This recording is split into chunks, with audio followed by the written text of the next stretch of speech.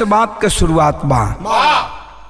आखिरी कहानी कहाँ से लिहल गई आप लोग के खूब पता हुई, पेपर पत्रिका अखबार आए दिन आप लोग रोज पढ़ते हैं। गोधरा कांड याद होगा बाबू। 27 फरवरी सन 2002 को हिंदुस्तान के अंदर गोधरा कांड हुआ। गुजरात के अंदर एक बार पूरा हिंदुस्तान को झकझोर करके रख दिया।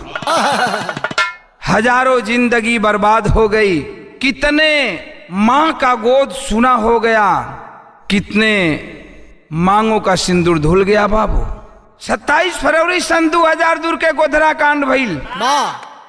ध्यान दिहन तनी, गुजरात के अंदर हिंदुस्तान के एक बार झकझोर के रख दियलस गोधरा कांड। लेकिन उस समय वहां का मुख्यमंत्री कौन था याद होगा आप लोगों को?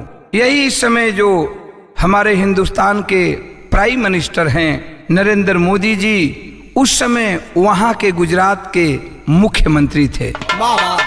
इन्हीं के शासनकाल में गोधरा कांड हुआ था। इतना हलचल भइल गोधरा कांड के कि गुजरात के अंदर हिंदू मुस्लिम राइट छिड़ गया। जहां हिंदुओं की संख्या ज्यादा थी वहां मुसलमान मारे गए